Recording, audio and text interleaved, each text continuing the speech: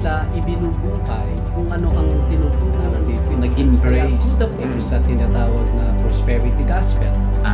No offense, instead of finding God in going to church.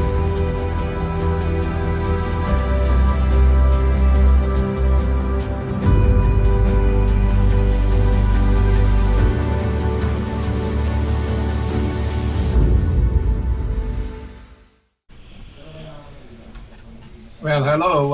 Welcome po sa ating programang The Bible Cafe. Ayan, si Pastor Ram Gamboa po ito ng Calvary Chapel, Baguio City. At in the meantime, nandito po tayo sa Las Vegas Satellite Studio. At welcoming everyone. Salamat at for you to join even itong ating live na program. Salamat sa another day na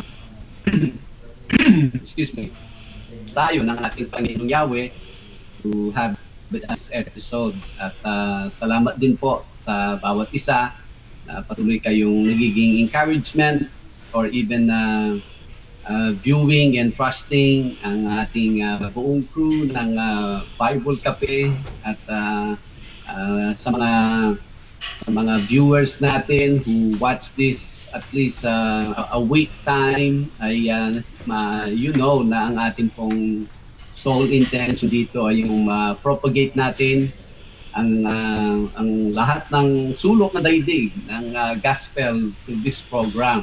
Kaya hopefully hindi lang po kayo sumusubaybay, nanonood nito, kundi you are praying for this program to accomplish ang whatever kalooban ng ating Panginoong Yahweh. Ayan, good morning sa mga Las Vegas ko dito sa part of this world. At good evening naman sa banda dyan sa Orient. At sama-sama po tayong i-consume natin itong time na allotted sa atin. Unang-una sa pag-aaral ng ating sa salita ng ating Panginoon, and then sa talakayan, sa question and answers na gagawin natin, greetings. Napakasaya. At dun ang kaibahan ng program na ito. As much as possible, we wanna bring it to you as joyfully, as productive, at meaningful ang every moment na ating nai-spend dito sa programang ito. Again, si Pastor Ram Gamboa po ito ng welcoming you. At nawa, you stay with us until sa duration ng episode na ito. Ayan, may mga kasama din po ako. Nandiyan sila nandoon actually. Yes. We are 14 hours 14 hours airplane trip, flight from one another, and yet sa technology ay ngayon ay pwede po kaming magsama-sama sa isang screen, sa screen natin at least. Mga kapatid dyan sa Baguio, kumusta na kayo? Parang hindi na maulan, ano na bang oras natin dyan sa Baguio, Philippines? Pastor, good morning po dyan sa may US of A. Ang oras po dito sa Baguio City ay Bible Cafe Time na! Ayan. Hi guys, good evening po dito po sa may part ng Pilipinas at good morning naman po dyan sa may part ng US of A. Welcome po for another edition po ng programang Bible Cafe. Ang Bible Cafe po ay brought to you by Calvary Chapel, Baguio City in cooperation with Leader News Philippines. So by this time, we would want to ask you to send in your questions, your personal questions po dito sa ating chat box.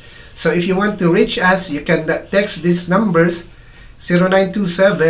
0927-494-2175 for Globe subscribers and 0949-736-5000 for Smart subscribers. So as early as now, please send in your questions or any topic suggestions, greetings, and even your inquiries regarding po sa mga nakaraan na topics natin at mga nakaraan po na napag-usapan. And now, welcome po sa bawat isa. Sabay-sabay po tayong matuto sa salita ng Diyos. And welcome to one and all. Okay, muli si Brother Manny po ito na muling magpapasalamat sa inyong patuloy na panonood at pakikinig. At we hope that you will enjoy and you will be blessed sa salita ng ating Panginoon na inyong mapapakinggan.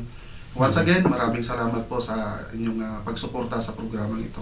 Yes, and si Brother Andy naman po ito, good morning sa ating mga kapatiran po dyan sa US at sa ibang time zones po, and good evening naman po dito sa amin sa Pilipinas, and hoping that samahan niyo po ang ating episode tonight. And for those of you na hindi pa po nakapagpadala ng mga katanungan, ay we would like to encourage you to send also your questions. And at the same time, we also want to encourage you, if you find this program to be a relevant program, Yes.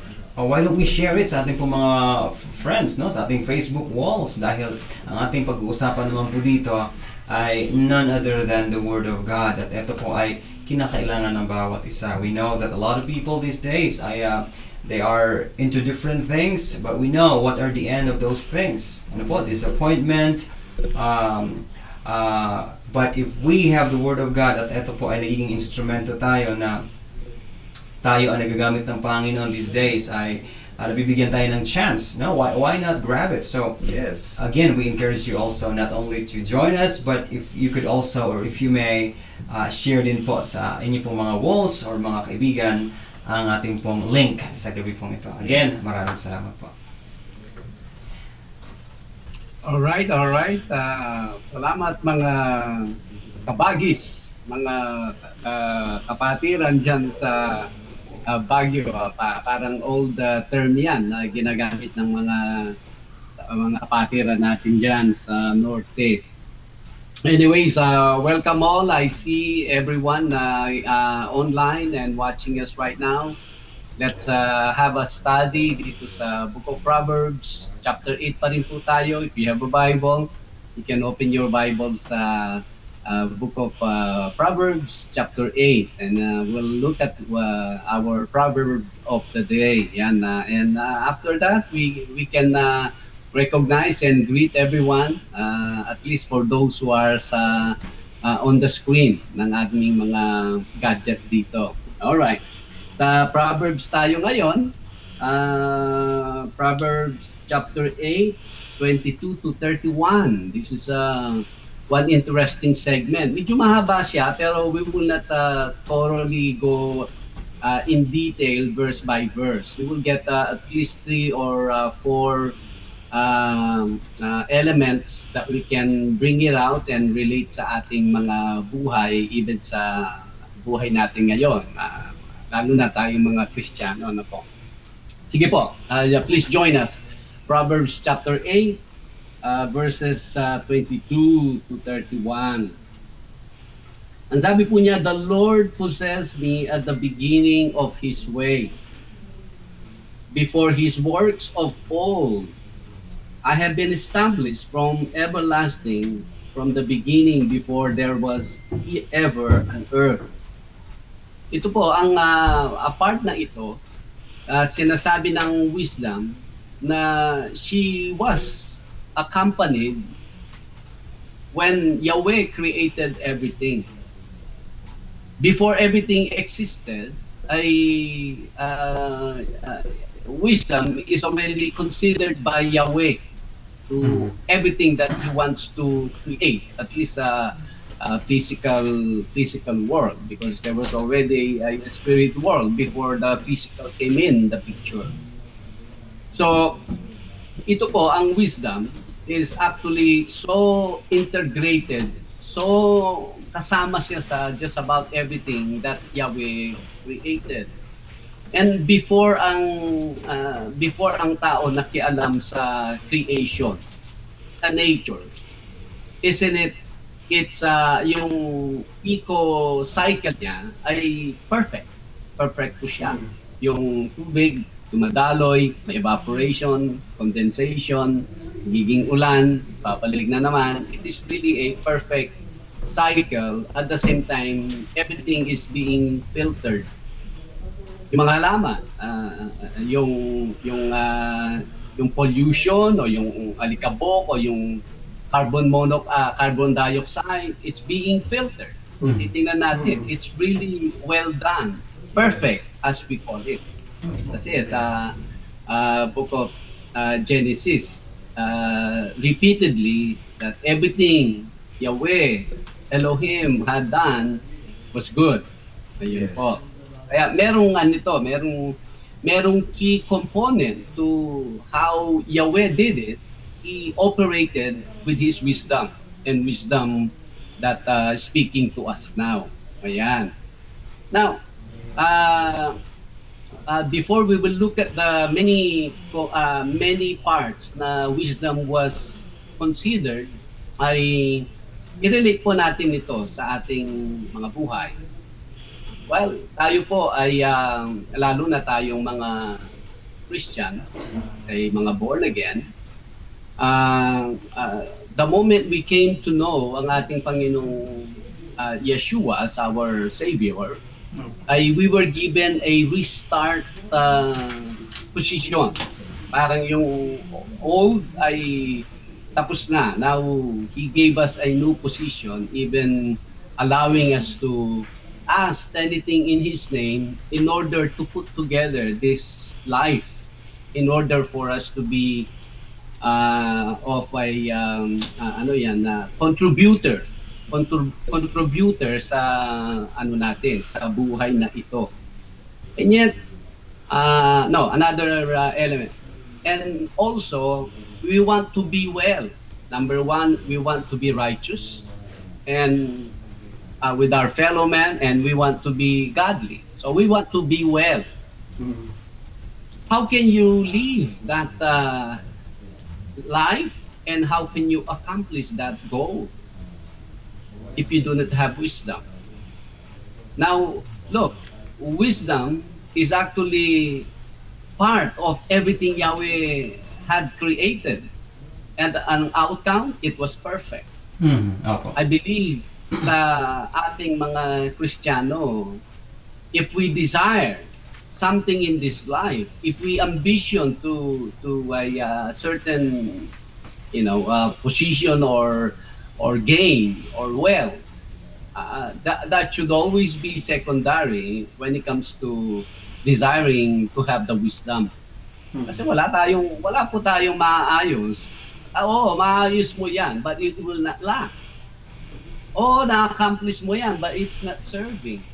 It's not who you are. It's not the whole purpose ng ating Panginoong Yahweh, why He even considered you to be His child. It will not last. But if things are being done or will be done according sa wisdom ng ating Panginoong Yahweh, that will last. And that will just continue on until the day we will be at the presence of our Adonai Yahweh. Ayun po, ganun ang connection ng wisdom sa Kanya, ganun din ang connection niya sa atin. We want to have a well life. We want to have the fullness of life.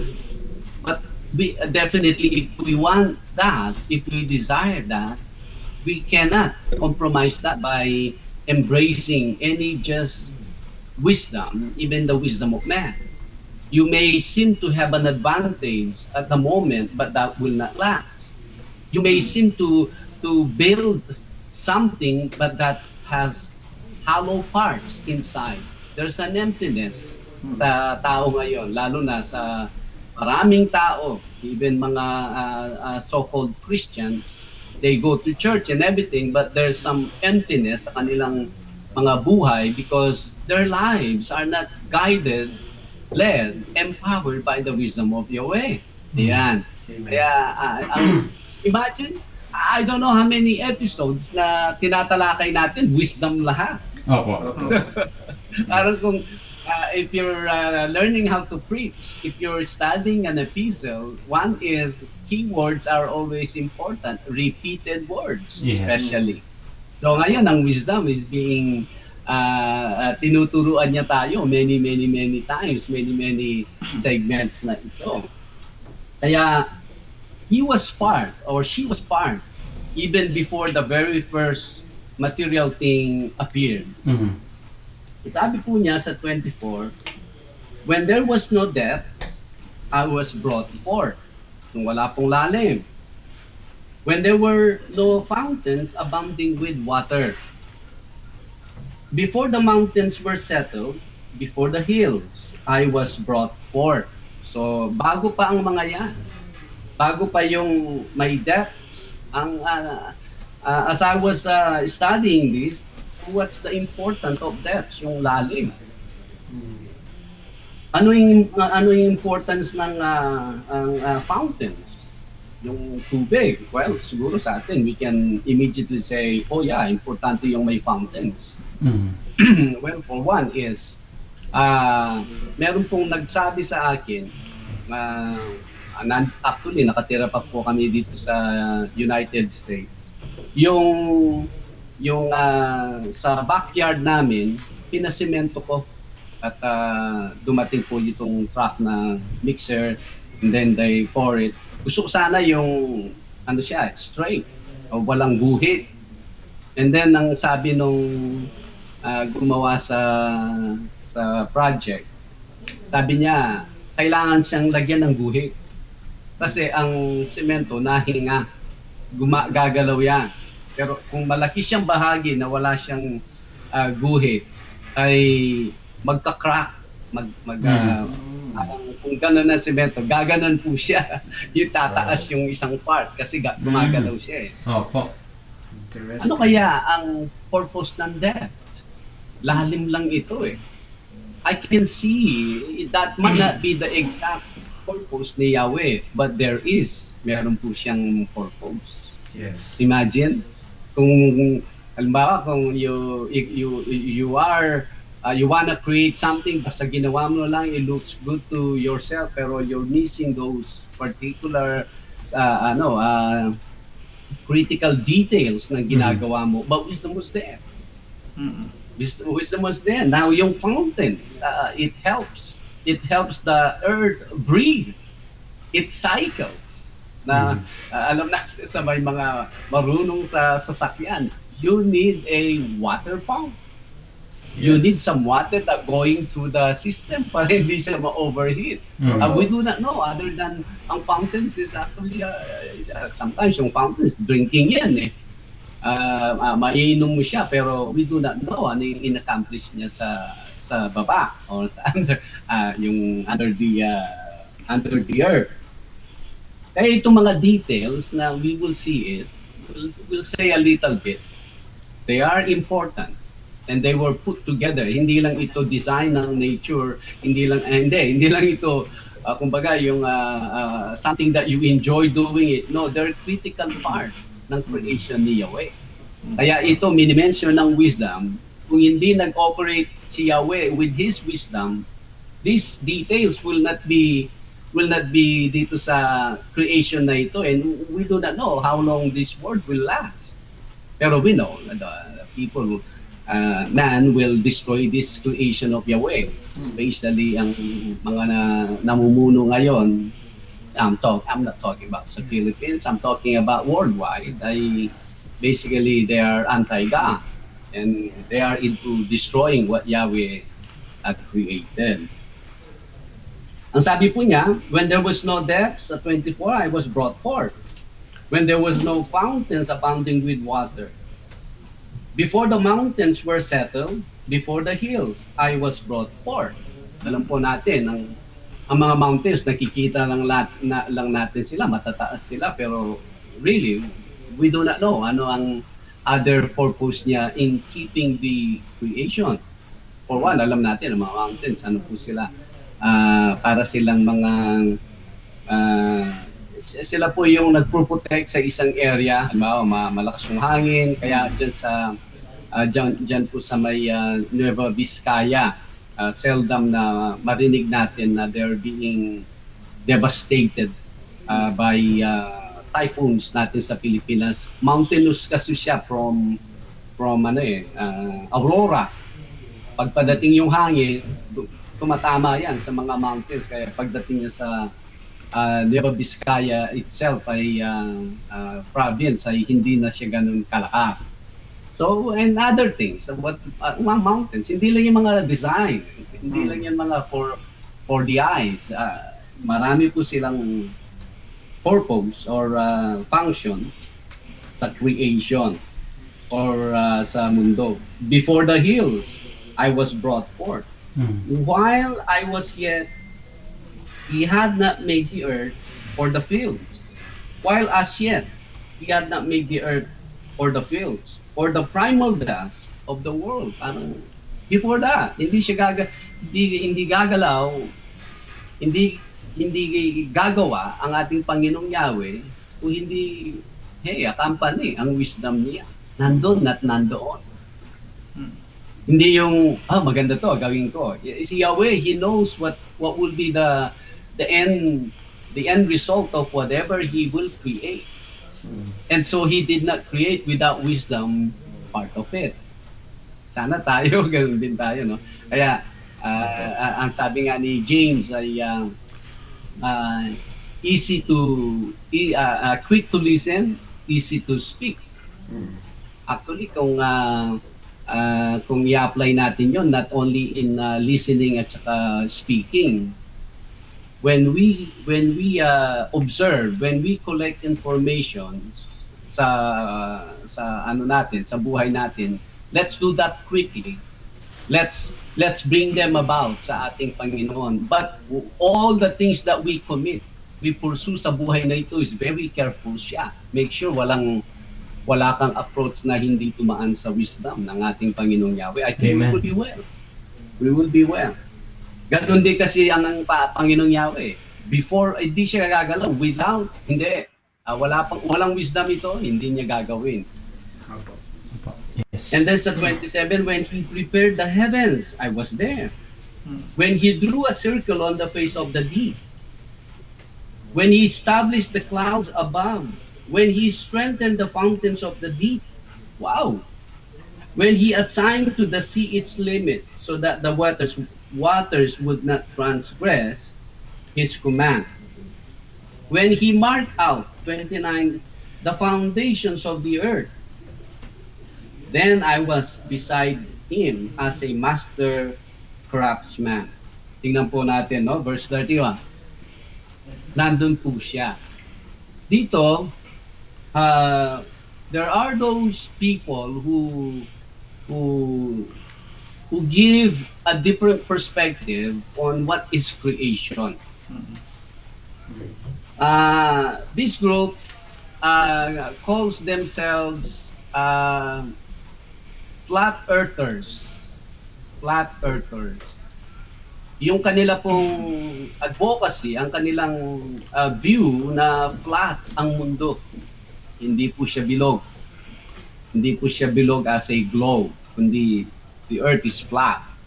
Actually, even mga ancient maps, even mga Hebrews, they have ancient maps.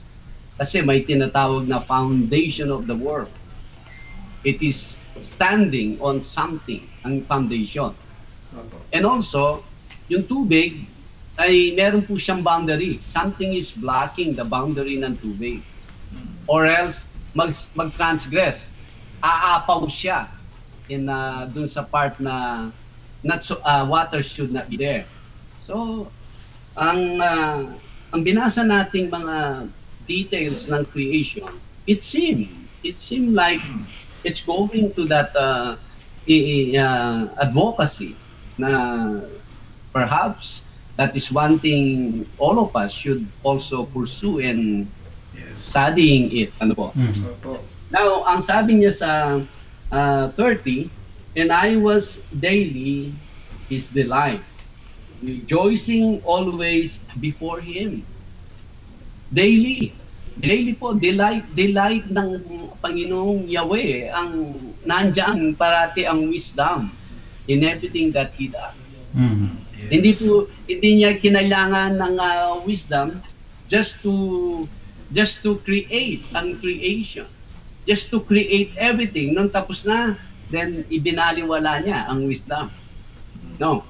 After everything was created, now in the operation, let's skip this, but I need you next to me. Stay here next to me. Kaya ito po, ang kaisipan may kaisipan na pumasok po sa mga churches na there is a point that you will be introduced sa ating Panginoong Yeshua, even Jesus Christ. Once you get to know Him, stopping point, you now know Him. How contrasting is that sa tinitingnan po natin ang ating Panginoong Yahweh mismo, Elohim.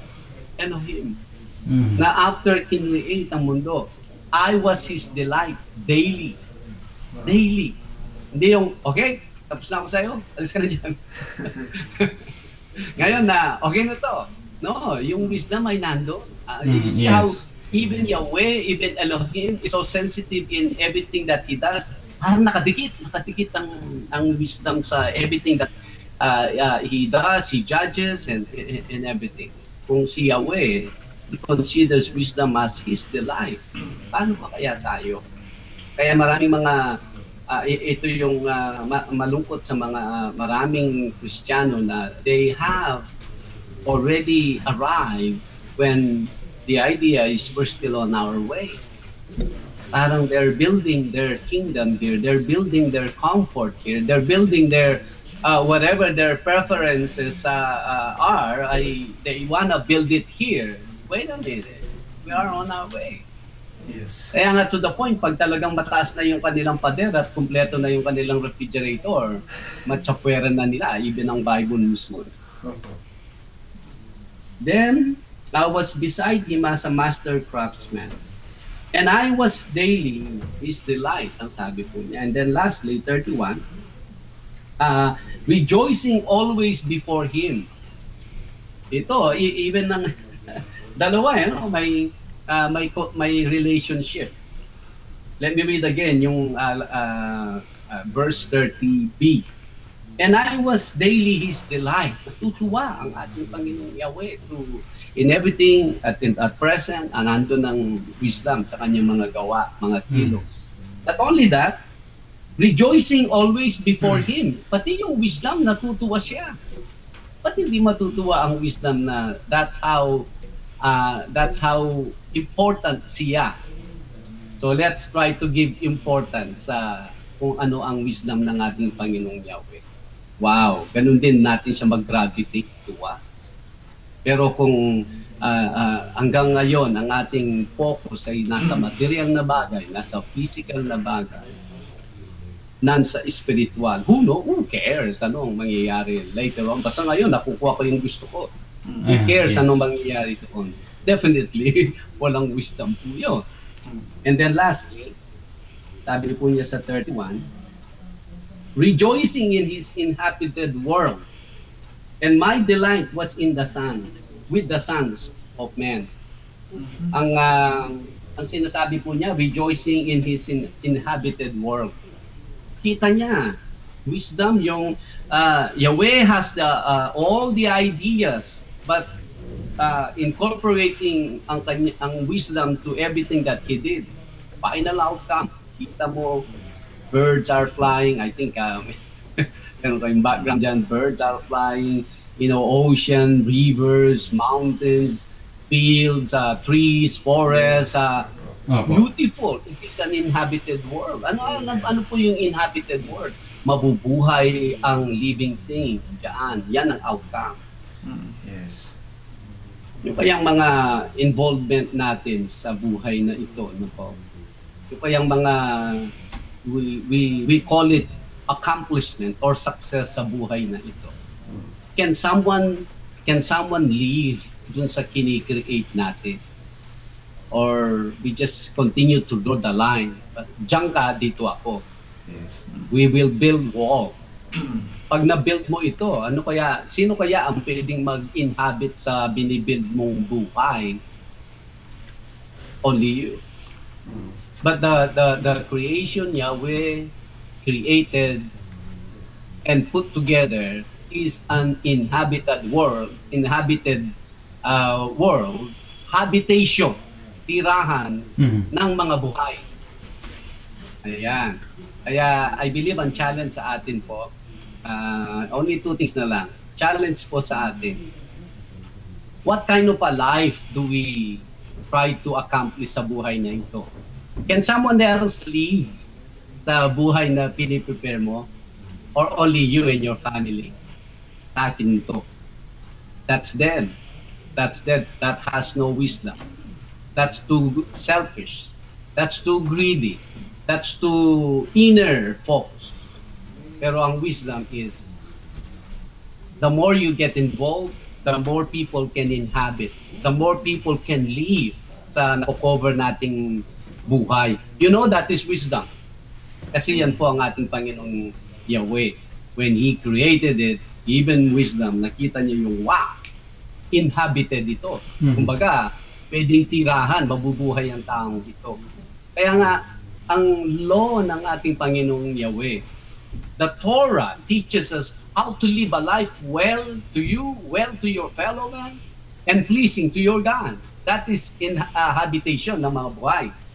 Yes. But you try to be greedy, all of a sudden, you're grabbing something from a person na dapat kainin niya in 2 years, but you're taking that for yourself. Now you have something in you, you're building a wall para yung walang pera dyan sa kabila, hindi niya makita how much you enjoy this life at para hindi ka na mag-aabot dyan na that's wow, what kind of life is that? That's dead. Hindi po yan ang creation ng ating Panginoong Yahweh. Walang wisdom. And then 31, rejoicing in His habited word, and my delight, ito last na lang, and my delight was with the sons of man.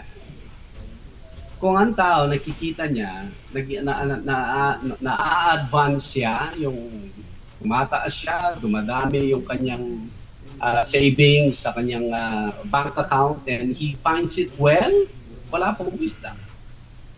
Pero when you see how you make a difference sa buhay ng mga tao, whether spiritually or materially or whatever that is, wow, nandun po ang wisdom ng ating Panginoon dahil and my delight was with the sons of men, to see them living, to see them, ano bang kailangan, meron na, meron siyang kakainin dito. Pag ay meron, ito, I see, Yahweh, why you have these fountains in mind na dadaloy pala itong fountain na to, magiging brook siya o magiging ilog siya, makakainom siya, madidiligan tong Yes. everything. Now makita mo, man can now live. Masaya ka. Hindi yung masaya ka dahil kayo nakakaanga. O masaya ka dahil marami ka ng savings sa iyong katawan. Pero tingnan mo anong naging gamit na ni Yahweh sa iyo, sa mga kapwa-tao mo. Wala. That's dead. Enjoy it now. Because enjoy now, pay later. Ika nga. Mas maganda. You serve now, enjoy later. Parang ganun lang naman ang buhay natin dito. Kaya may Yahweh teach us to consider and even treat wisdom na He offers each one of us so dearly, so important, more than anything else sa buhay na ito. Ayun po ang aking exhortation of the day sa proverb of the day natin. Any addition doon or any clarification, mga kapatid dyan sa Baguio? Yun, salamat po, Pastor Ram. Thank you, Pastor Ram. Yes. Yes, napakagandang proverbs po and kapaliwanagan dito sa ating Yes. napag-aralan po tonight. Book of Proverbs 8 to 22 hanggang sa verse 31. One of the things that I've learned po mga kapatid, mga kaibigan dito sa natalakay po natin, na-share po sa atin ni Pastor Ram ay yung kahalagahan na bago tayo gumawa ng isang bagay or desisyon, that we should always consider the wisdom of God, na dapat naka-incorporate po yun parate. Otherwise, ano man po yung gagawin natin, it will not be that strong and stable. Hindi natin alam kung ano po yung nandun. But if we incorporate the wisdom of God, matibay po yan. And I'm blessed to have this, again, study sa gabi pong ito. I just want to also, Pastor Ram, in line dito po sa wisdom and creation na ating pong napag-usapan, na inyo pong naibahagi sa amin. I have two follow-up questions po dito. Yung una po, Pastor Ram, ay yung Kasi our main theme ay, as you have said, even dito sa chapter 8, ay yung the wisdom of God. And we also have this we call the wisdom of man. My first follow-up question po is, paano po natin ma-differentiate ang dalawang bagay po na ito? Yung wisdom of God and wisdom of man. Opo. Well, unang-una, ang wisdom of God is hindi po siya self-serving. Ang wisdom of God definitely will lead us to have a life na hindi lang ikaw ang most important or sole considered sa iyong mga pinupursu sa buhay.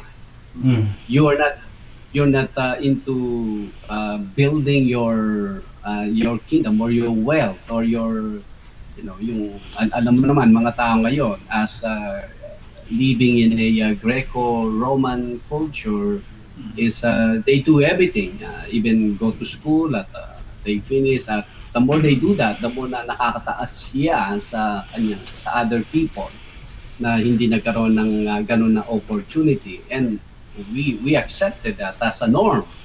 Pero the idea is yung kung wisdom ni Yahweh yan, sure, you can learn, you can go up, so you can bring more people sa natututunan mo, hindi yung tumataas ka na tinitingnan mo ang sarili mo, mas nakakataas ka sa marami. That's a wisdom of man. Pero kung tingnan natin yung wisdom of Yahweh, you just part of everything that he designed dito sa buhay na ito. Always we are subject under him, and then ang kilos natin hindi lang yung sa ating sarili, kundi kino-consider natin ang mga tao. But mainly kasi yung saturation ng influence ng Word of God sa atin Yan, once we are familiar, kung ito yung raw material mo, parang ito, consider ang Bible para siyang mga ingredients sa kitchen. Kung ano yung ingredients mo sa kitchen, yun lang yung maluluto mo. Let's say, meron kang sibuyas, may bawang ka, at may suka ka, toyo, at may chicken ka. Hindi, maluluto mo, adobo. Pero yung adobo, yung wisdom, came from what you have sa kitchen mo. Kaya wala nang mas maigi kundi yung let's be familiar sa Bible. Kumbaga, i-soak mo ang sarili mo sa Bible, and then basically, sabi nga, what goes in is the same what will come out. Trash in, trash out. Kaya kung ito yung pinapapasok natin sa ating mga kaisipan, the Holy Spirit will more likely guide us to bring about wisdom. Pero hindi pa ito. Kasi many people, they want to memorize the Bible, they want to be knowledgeable sa Bible, and yet the heart has a different intention. They want to be more above. They want to be advantageous dahil inaaral nila ang salita. They want to be known as marunong silang magturo. They want to be known as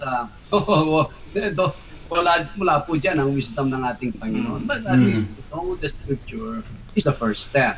At the same time, our heart should be right before Yahweh. Now, yung wisdom ng tao ay yung basically mga short-sighted yan The advantages be on the top of the world right now. The most important is right now. You cannot have that opportunity some other time. Kaya kunin mo na dahil maraming kukuha niyan kung hindi mo pa kinuha itong ino-offer ko sa iyo. Yan mga wisdom of men. Hindi lasting.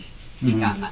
Yes, I was just, as you were explaining about Pastor Ram, naalala ko lang po yung commercial dati sa TV, and truly, it is really in line dun po sa inyong pinaliwanag na yung wisdom of man na, nakaka-take advantage po siya. Yung commercial po dati sa TV, sabi, wais si Lumen. Ayun. Kung dun sa mga nakaabot po ng commercial mo na yan, wais daw po. Yung, sabon panlaba. Sabon panlaba. So, kasi nakaisa po siya, that's the idea there, kaya that's the wisdom of man. Yung nabanggit ka po sa atin ni Pastor Ram. Now, another question po, Pastor Ram, and I will just read this very quickly na in connection naman po dun sa creation ng ating pong Panginoon.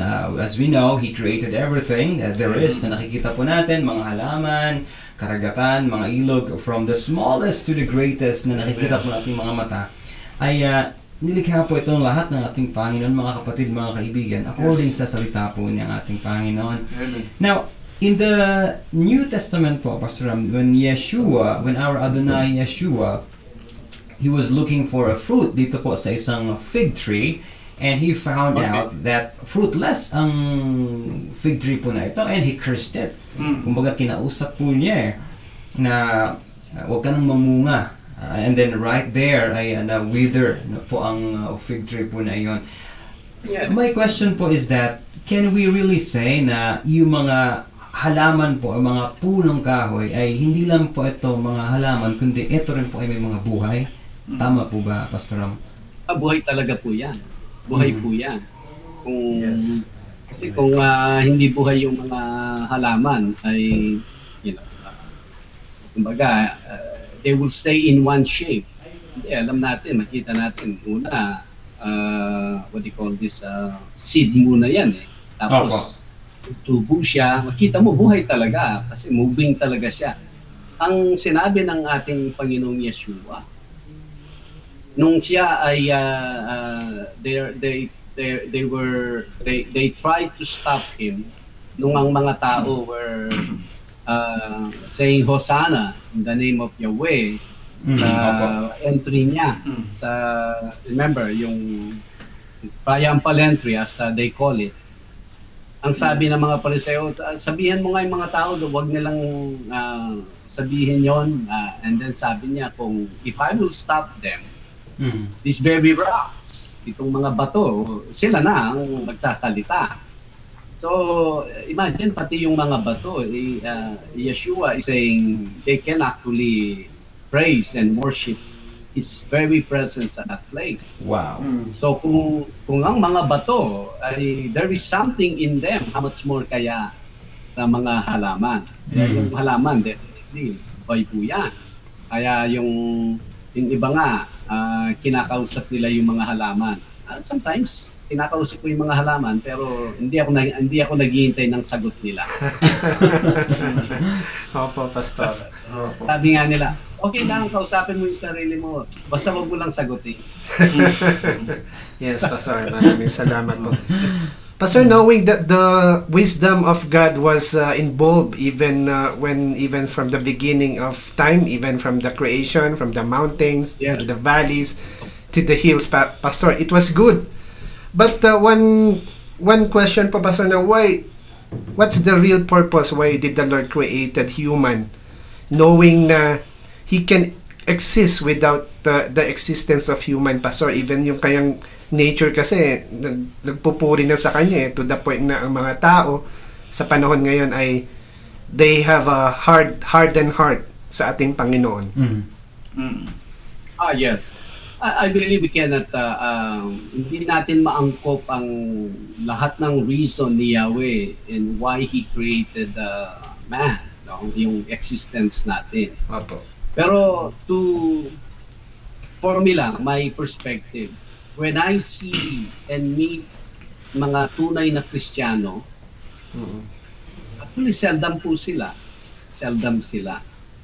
Marami pong tao sa church, pero seldom ang klaseng taong tinutukoy ko. Once you meet a true Christian and living a Christian life, I can see the attraction of Yahweh sa mga why He created Adam and Eve. Because Adam was that person in you put together. Siguro yung mga namimit kong I will declare and say tunay ang taong ito. Though madalang sila, no? Ang taong niya napakalayo niya even compare kay Adam. At napakalayo ng taong niyan compare kung sino si Yeshua. Because Yeshua lived the perfect representation of Yahweh and human being, ang tao. That's dapat ang tao. You can see how you can easily gravitate na to spend time to talk with that person. Yun ang yun ang one of the reasons I can think Yahweh wants to find from every one of us. Ang problema ngayon is, are we even that close na now Yahweh gave us all the opportunity, giving us, lengthening our life dito sa mundong ito. Pero most of the times, we only ask Him to lengthen our stay here on earth so we can continue doing our own selfish kind of life. Pero ang trabaho ni Yahweh, pahabain lang yung buhay natin. Pero wala naman nangyayari sa buhay natin. Yes. Opo. I Yes. believe it's that human, they have some kind of there is some kind of beauty in them, how He put together ang mga tao ni Yahweh. And yet, what do I know? I think I know so little when it comes to that. I'm just speaking from my experience and my life right now, na pag makakita ka ng isang Kristiyano, it is so nice to spend time. It is so nice to spend time. I believe nandun din yung yung parang galak at saka attraction ni Yahweh. That can be me. That can be you. That can be our viewers. Kaya only if we will pursue that direction through the wisdom of Yahweh, that's where He wants to bring us. Remember, all of us who came to know Yeshua as our personal Savior, He predestined us to be that person like Yeshua. Kasi Yeshua, He lived a life, anong sabi ng Scripture repeatedly, this is my son. This is my son in whom I am well pleased. Kumbaga, yun ang taong He has in mind.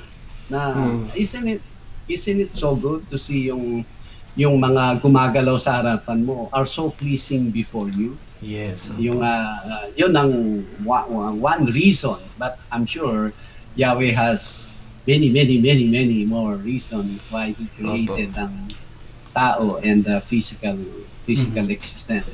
Yes, Pastor. Another follow-up question, Pastor. Knowing that the creation that was made by our Yahweh was good and was fit for the habitation of every individual, bakit po, Pastor, unti-unting sinisira ng tao yung creation ng ating Panginoon? Do they really want to discover kung ano yung pamamaraan ng ating Panginoon na sa bawat creation ng ating Panginoon ay to the point pag pinakikialaman ng tao ay nagiging nasisira yung pagiging habitable ng creation ng ating Panginoon. Bakit po kaya? That's right. Oh, well, mga anti-Christ kasi ang mga yan, anti-God. Makita mo, even yung cross, ibabaliktad nila yung cross. Yes, opo. Yung mga pangalan, ibinabaliktad, binabaliktad. Kaya siguro yung mga pangalan natin, huwag natin ibaliktad. Ibabalik ko na. Nagawain ng anti-Christ yan. Magkikreate sila ng, di ba, at one time, nung hindi pa tanggap yung wickedness, hindi pa tanggap yung kumbaga yung sabihin na nating mga devilish message sa mga kanta, they put together a phrase. Halimbawa, I love to worship Satan.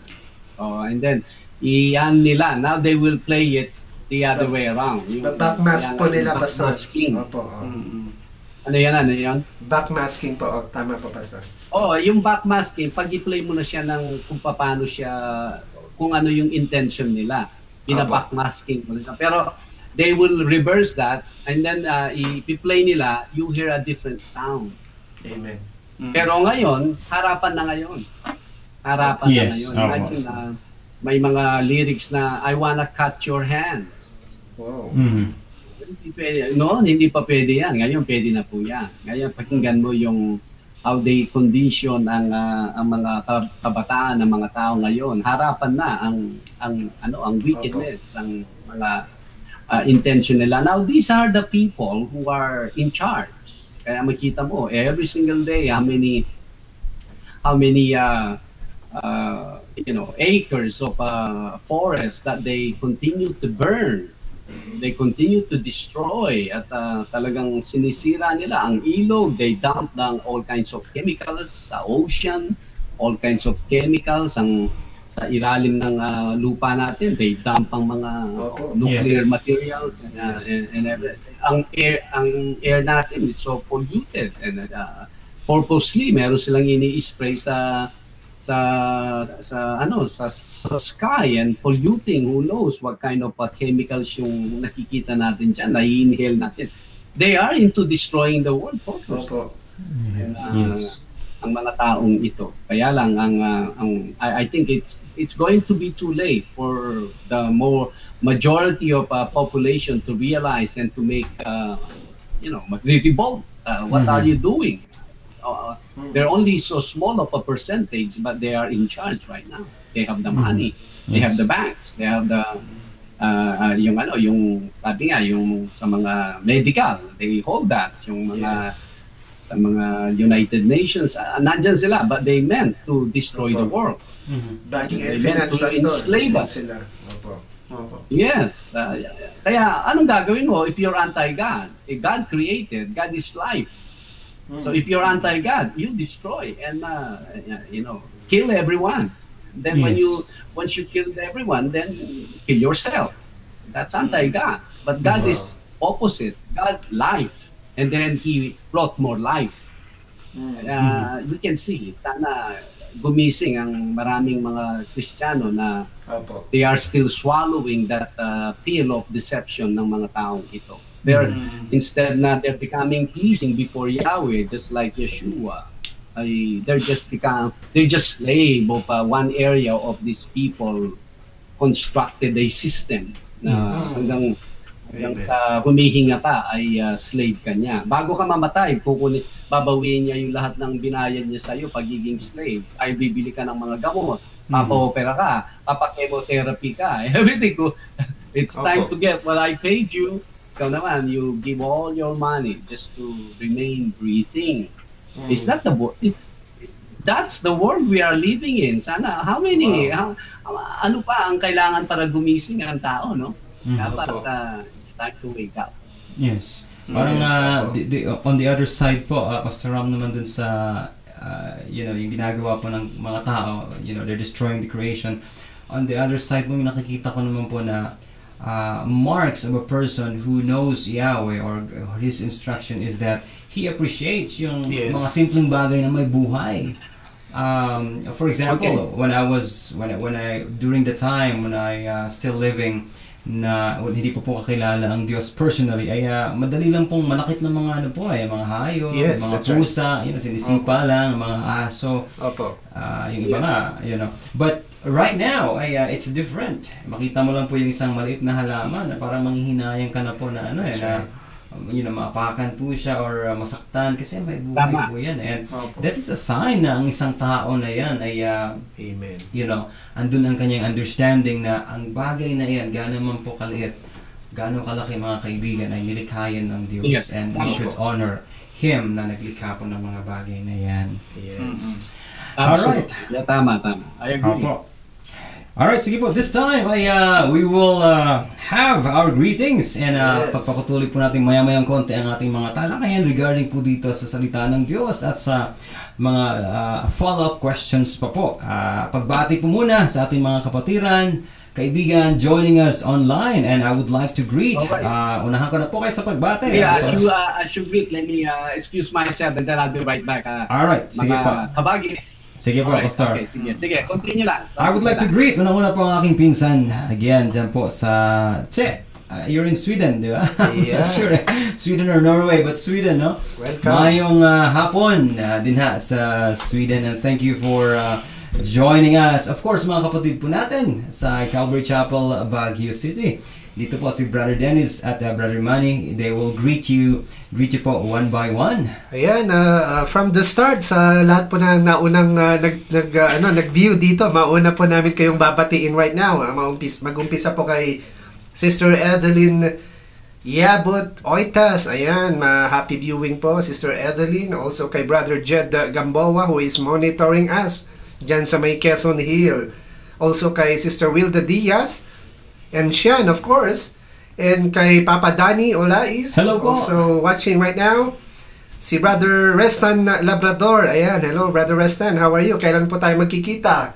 And kay Pastor Renan, Ana, Mangonon. Yan, Si hello po sa inyo dyan. Sister Sophie or si Gyung Unli. Sister Bilma Kayaban, hello, how are you doing po? Si Brother Max Africano, actually Brother Andy, sabi ni Brother Max, maganda daw yung t-shirt mo kagabi, kailan daw kayo magkakaroon ng uniform na gano'n. Ayan. Also kay Sister Hirolen says he's on. Ayan, also watching us tonight. Si Ken Demain, ayan, si Brother Ken Demain, at saka si Yaj Nalapas, also kay Sister Umbi So, also known as Christina. Brother Manny, do you have anyone there? Yes, I just want to greet my wife and my 3 children. Maligayang pakikinig at panonood sa oras na ito. And sa aking mahal na ina sa Narbacan, Ilocosur, na imbag na rabi kadyayo dita, kintang iti kakabsat ko, kintang iti kakailyak dita. And I just want to greet Pastor Joseph Kaasi. Magandang gabi sa iyo, Pastor, and Brother Roderick Tamundong, sa aking pinsan na si Chris Cabanilla ay nanonood siya ngayon at nakikinig, at saka sa aking kapatid na si Annabel diyan sa Camp Allen. Magandang gabi sa inyo diyan at lahat po ng Calvary Chapel family And individuals. Opo. Lahat po ng kapatiran po diyan sa God Church Calvary Chapel, and also Brother Fernan and Sister Malu sa US. Yes, sa Sacramento. Opo, naimbag na rabi sa Sacramento po. Yes. I think morning po doon, no? Yes, morning din. Si Sister Leia Hopper, hello. Kay Sister Kimberly Noblesa and Hello, sa Kim. sa aking tita at saka Yes. tito dyan sa Irisan. Hello po.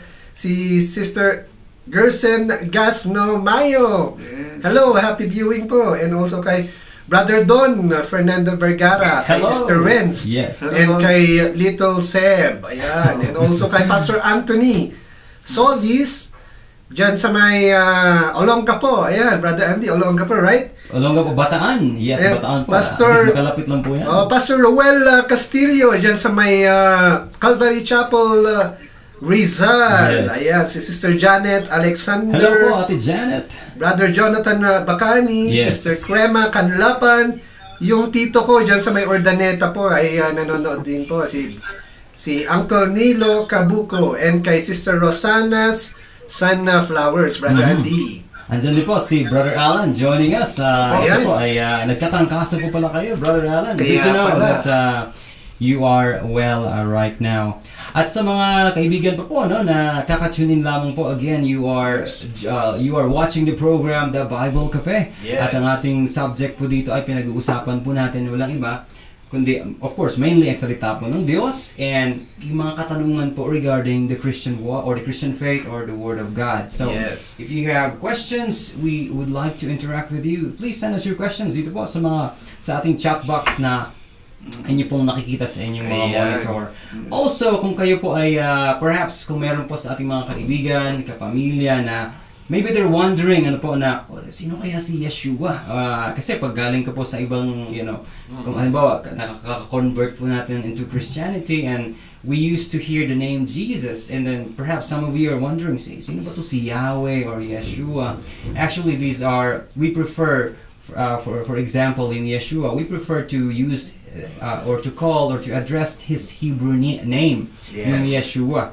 Kasi sa English po ay yan po yung Jesus. But we know, as we're doing our research, is that mas preferred po natin na gamitin yung Yeshua, but we are referring to that person na nasa isip po natin na si Jesus or Yeshua.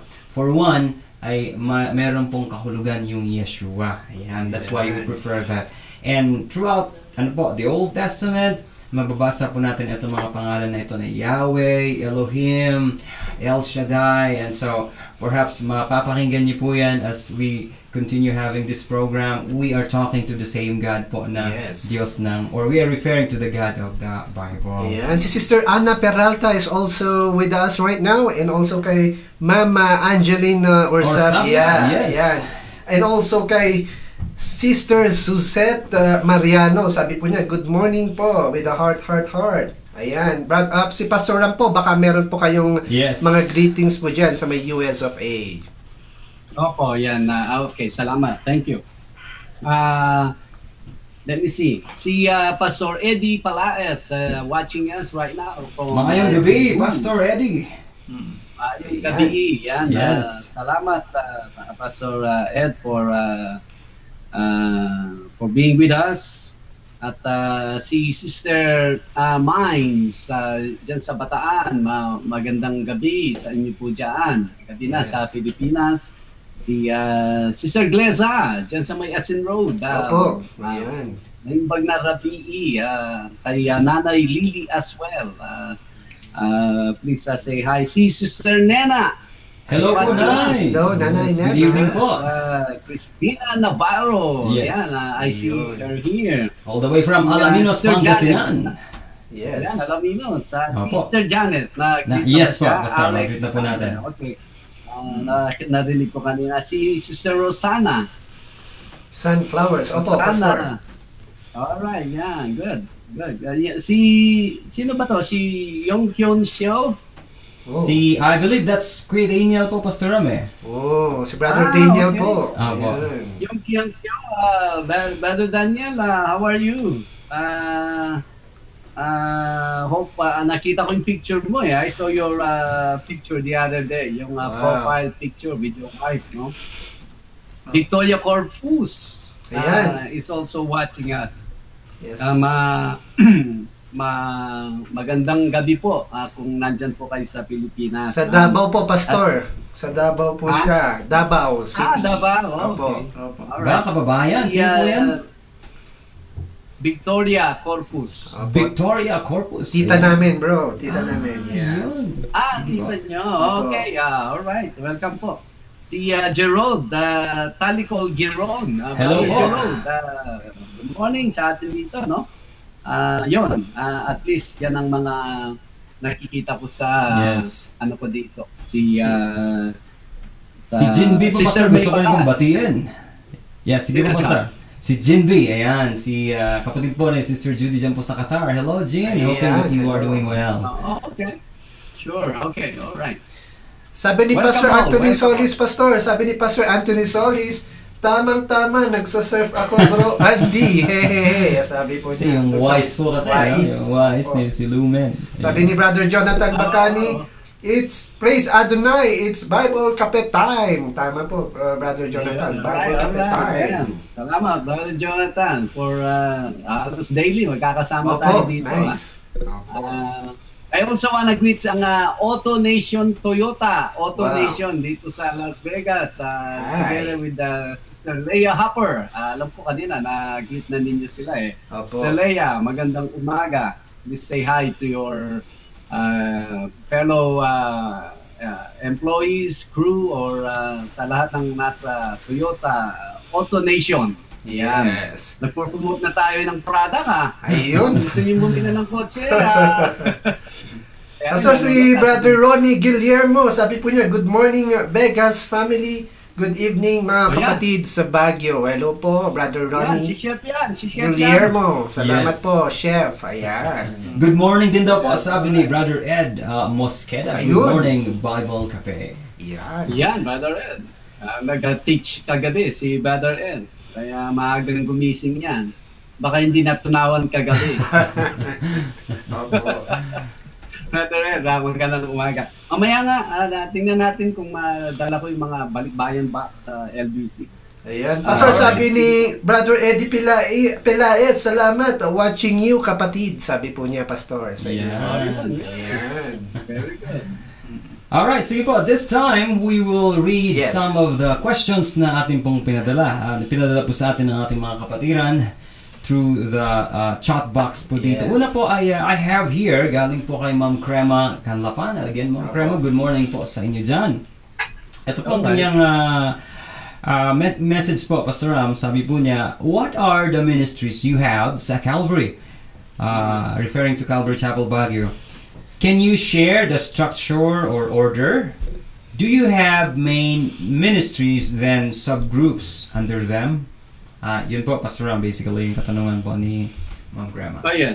Well, maybe you guys can answer that. Basically, ang tinatanong ni Sir Cam, ano yung mga ministries natin dyan. Maybe you can share also. Yes, Pastor Ram. Marinig ng mga viewers natin.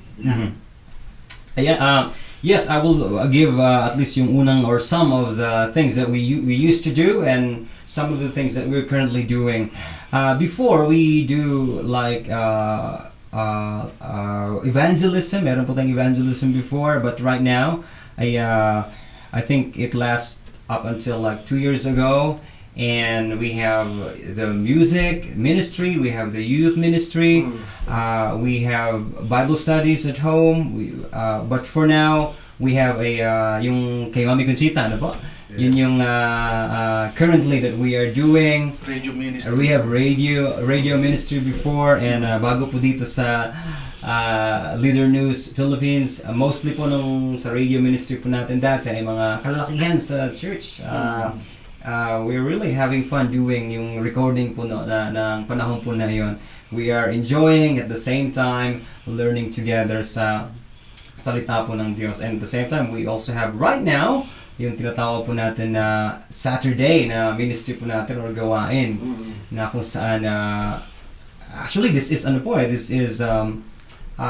excellent na klase po ng, in my opinion, klase po ng gawain, because everyone can talk, everyone can share with their voice out their opinions or question, unlike in a regular Sunday setting po na only the pastor can share a lot of things, and some can approach him after the service, but on Sabbath or Saturday gathering, everyone can voice out their opinion. Kaya maganda rin po na makonsider natin yung ganitong klaseng pagtitipon. Brother Dennis, anything po that you would also want to share? What I want to share with Sister Crema is about the structure of Calvary Chapel, Baguio City. Unang-una sa lahat, ang structure po niya is it's headed or spearheaded by Pastor Ram Gamboa. And after that, meron po tayong group of elders wherein every elders po ay may naka-assign po sa kanila na family or individual na under their radar. So it means to say, under the eldership, meron po siyang toka na certain families or individual for them to be able to look upon. Kapag may mga situations or mga crisis, yung elder po, yung pinaka-first na pupuntahan ng mga members. And after the elder is going to communicate with Pastor Ram. And after the elders po, meron po tayong mga leaders sa music ministry. May youth leader po tayo at tsaka po sa kababaihan. So one of the pinaka-active na ministry po sa church ng Calvary Chapel, Baguio City is unang-una yung nasa frontline music ministry. Pangalawa, yung sa women's, the women's are plainly sila po yung sa serving ministry ng church. Yes. Ayan. Especially po, we have Sabbath, and mga women po yung nagpe-prepare ng mga nagpe-prepare ng mga foods, and sila po yung nagde-decide ng mga menu kapag may mga activities.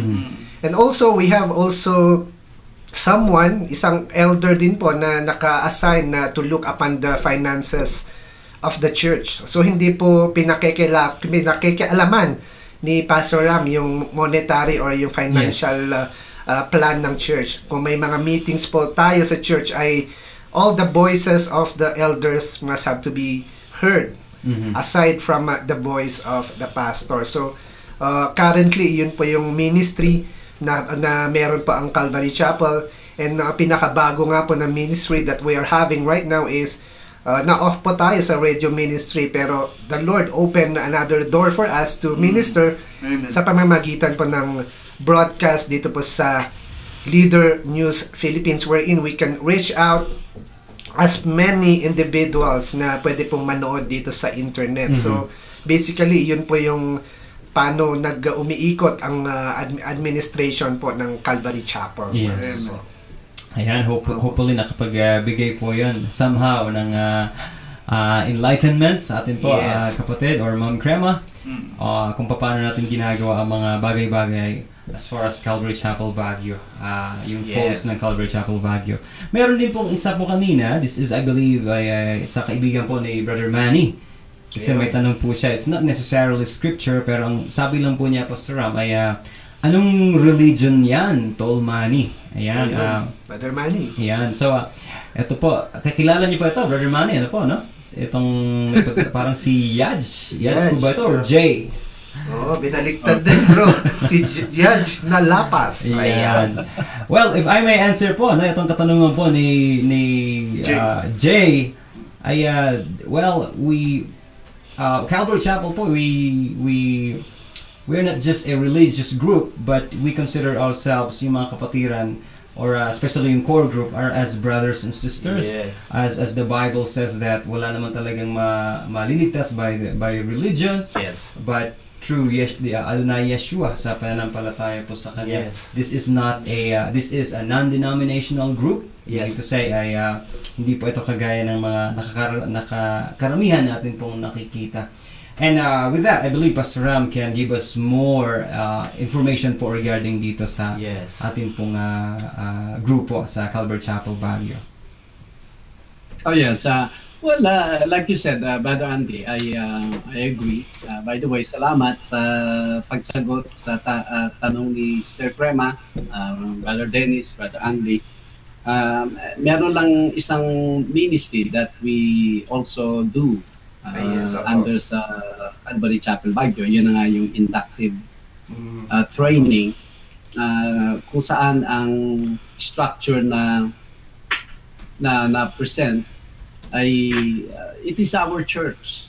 It's not church by just an individual or one person, kundi ang na-mention ni Brother Dennis na mga usual meeting namin sa Calvary Baguio, ang lahat ng opinion at boses ng mga elders ay naririnig. And then basically if Yahweh will give me guidance, which He always does, na ini-incorporate yung mga ideas, and then we can pursue a direction doon. It's free to express your opinion pagdating sa Calvary Chapel Baguio. Kaya tingnan, nakikita po natin, I'm away at sina Brother Andy and everyone, mga elders, Brother Dennis yan, they're looking after sa church because it's not my church. Sa amin po yun eh. Kumaga, sa amin pinagkatiwala ni Yahweh, and it's sort of a family. Family po ang Calvary Chapel, kaya we only have Calvary Chapel Baguio. We only have the name Calvary Chapel Baguio, but basically we focus more sa family. At iba yung treatment mo pag family mo yan eh. Yes, nandun na tayo doon sa may moment na the church seems like is a institution for everyone to come in. Pero once you come in, we want to know your intention, why did you come? Kasi kung hindi maganda yung intention ng tao, we should also determine that. Kung maganda yung intention niya, he wants to know God, then we help them. Ganon, we are not into numbers. Hindi po kami, we take care souls. We are not to multiply numbers. Basically, yun ang Calvary Chapel. And just being a Calvary Chapel, it is a non-denominational. Wala po siyang Yes. membership. You come while you find the teaching or the direction ng church is according sa Bible. Pag hindi na, you're free to go. Wala pong string attached, ika nga. Wala ding mga harsh words, bakit tumakas ka? Kasi sa mga ibang church, pag umalis ka sa church nila, naku, nag-backslide na si hindi na siya nag-a-attend. Bakit? Hindi ba siya mag-attend sa ibang church? Kung hindi siya nag-a-attend sa church mo, backslider na siya. Dapat wag naman. Let's give the freedom sa mga tao. Kaya hanggang mas maganda yun. Habang nag-a-attend siya sa church mo, that means that person finds the fellowship na well pa rin. Salamat po. Pag hindi na, you're free to go. Ganun lang ang approach po natin dyan. Yes. Alright. Salamat po, Pastor Ram.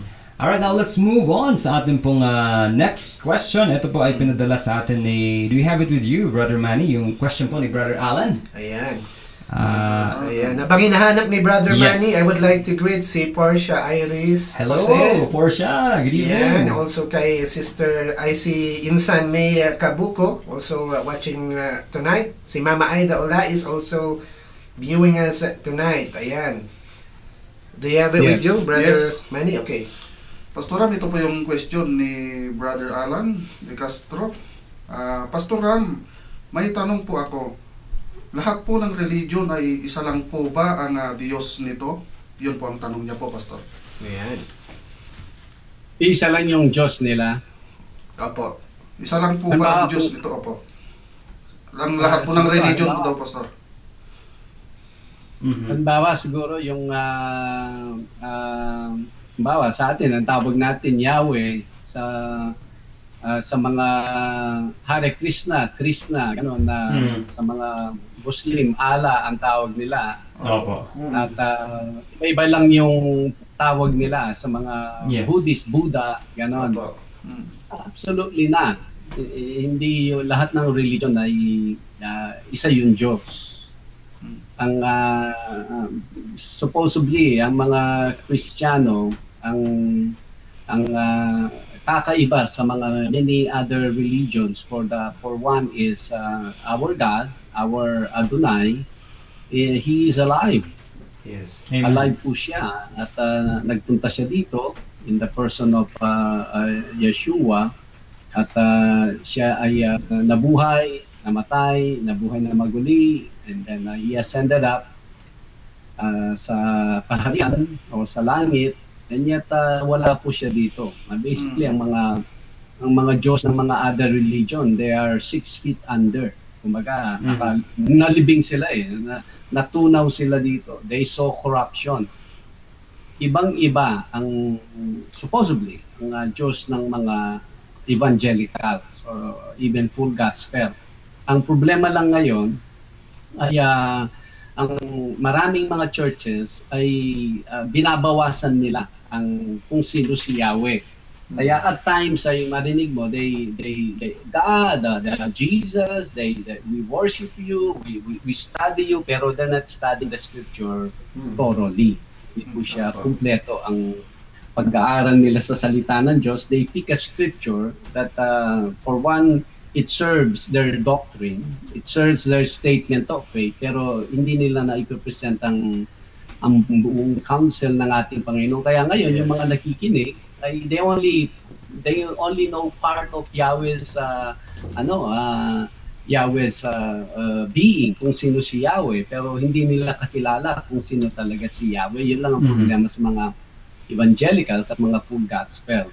Pero pagdating sa mga cults, whether Christian cult siya o kulto siya, and then they call God, and sasabihin nila it's the same God. No, it's not the same God. Totally different yan, Brother Alan. Ang kiniklaim nila ay we call our God Yahweh, but they call Him in a different name. Hindi po yan totoo. Kasi kung the same God, why not consider the Bible, entire Bible, and then you proceed and know His will, His commandments, and then you follow them accordingly. Huwag kang mag-create ng another God. Kasi kahit dito sa Bible, you can create another God. Yan ang deception ng maraming mga pastors. They preach through the Bible, pero they only introduce Yahweh in that small portion kung sino siya. And then they just stay doon. Hindi na, kumbaga, it's all free. Parang, remember, pag sinabing, sabi nga nila, pag narinig ka ng text, sabi nila, you won 250,000 pesos. Sabi mo, ay, scam yan. Diba? Why? How can you win? You did not even bet. Hindi ka naman tumaya, paano ka nanalo? Pero yun din ang yun din ang itinuturo nila sa mga maraming tao. Heaven is for you. What do you have to do? We have nothing to do. Yes. Hindi ba scam yun? That's exactly the mentality of Esau, na siya, gusto niya yung blessing ni Jacob bago siya mamatay. Pero in the meantime, he doesn't want to do any of his responsibilities as a panganay, as a firstborn. Ano nangyari? Nung bago mamatay si Isaac pala, nung bago na mamatay si Isaac, na nasamsam pa ni Jacob yun because yung gano'n na mentality. Actually, I'm reviewing my manuscript, Grace of God, even last night. Hopefully, we can promote ang book na ito sa program natin. But that's exactly where Christians are. They just want heaven, but they don't want to take any role or responsibility sa buhay na ito. The Book of Jude is warning us dyan. Sabi niya, do not be like, don't let any fornicator among you and be like a person like Esau. Dahil sa kanya, when it's time to repent, there was no room. It was too late. There was no room for Esau to repent. Huwag nawa tayong ahantong sa part na yon. Tayo mga evangelicals, yes, we are calling one God, the God of the Bible. Hindi tayo tulad ng mga kulto na they claim to be calling the same God. And yet, sa loob natin, there's so much unhealthy, unsound doctrines na nakapasok. Hey, you go to heaven right now, wala kang responsibility, don't do anything at all. Actually, just enjoy your life. And ngayon, they go back to hedonism. They go back to pampering the flesh. They go back to fulfilling their desire, self-will, ang nangyayari sa mga so-called na mga Christians. Which I don't really believe, mga Kristiyanong mga yan eh. Kaya as I said earlier, seldom kang makakitang Kristiyanong they see yung end of the line and they are so focused pursuing it. Pero back to the question, hindi po yan. We're not talking the same God. Now, bago po ko ibigay ang time sa inyo, I wanna greet my nephew, Raymond Gamboa. Hello po, good morning. Yes, Maya Paabak at hopefully we can have coffee next week siguro. Busy ko this week eh. And also kay May dyan sa Bulacan. Sister May, magandang gabi. Happy watching sa atin. At ganun din kay si Brother Alan. Anong nangyari sa iyo, Brother Alan? At MIA ka. Missing in action. Trinang kaso, Pastor. Kaya nga eh. Nawa ay maayos na yung kalagayan mo. Let's have coffee sometime. Fellowship tayo. Ayan, sina Brother Ver, Brother Ed, na-miss ka na namin. Sige, let's hold in. Ika nga, sometime, no? Alright, salamat. Ayan, salamat po, Pastor Ram.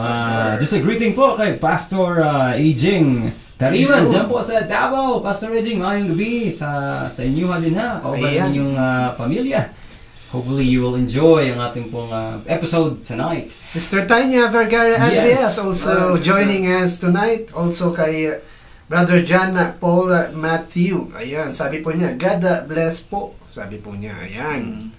Now, we have a question here po, Pastor Ram, na first ay at least dito, galing po kay itong isa po pala, hanahin po natin, galing kay Sis Hero. Here, Rolin and Bro Ali, good evening po sa inyo dyan. At may we ask Brother Manny if you could read ang katanungan po na ito. Alright, magandang gabi, Sis Herolin and Brother Al. Nawang you will enjoy your listening and watching. No? May God bless you. Ang katanungan po ni Sis Herolin, Pastor Ram, ay, hello po, Pastor. Most people, especially teenagers, listen to different kinds of music as long as pleasing sa pandinig nila, and unknowingly, these songs praises other gods other than Yahweh. Yun po yung katanungan po niya. May effect po ba ito sa mga nakikinig? Yun po yung isa pang follow-up po niya. Ayan. Oh, yes. Definitely. Meron pong epekto yan. Kasi the more you, yung kanina, na-mention natin, kung trash in, trash out.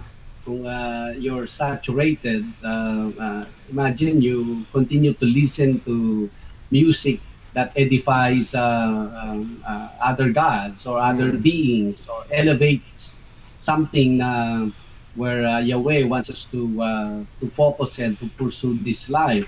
Definitely, the next thing you know, you will be conditioned to stop pursuing that kind of life. For you will accept as a norm. Kasi saturated ang unconscious mind mo na constantly you are listening to that kind of music. Ang danger ngayon ay sa mga songs na nandito sa Christian circle. Kaya dapat ang mga worship leaders must be watchful sa mga lyrics. Yes. As we shared before, tayo dyan sa Calvary Chapel Baguio, at times I may questionable line or may questionable phrase, and we look at it and say, wait a minute, this is not biblical. So kung one line lang siya, ay we change it into another, basta nagra-rhyme siya dun sa yung number of syllables at nagra-rhyme siya dun sa sound niya o dun sa tono, tama ba? Yes. And then we place another line, pinapalitan natin. Kaya hindi lang, I don't know if Sister Herolyn talking about sa mga unbelievers, pero even inside the church, dapat po maingat tayo. Maraming mga sikat na mga Christian groups that ito na ngayon, saturated ang majority of the Christian churches na basically ang kanilang doctrine is so different. Ang kanilang doctrine is unbiblical. To the point na they ordain or they assign people who are not even sometimes may marinig ka na may homosexual bakla na pero meron siyang particular na role na ginagawa sa kanila.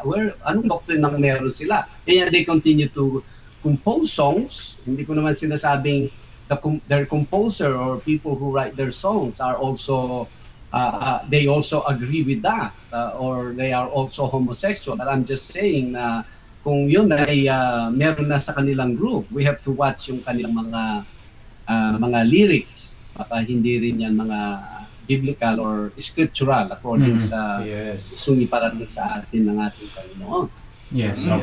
Paano naman po, Pastor Ram, in line with that na napag-usapan po yung music na yung nga po niya, yung hindi siya Christian na music.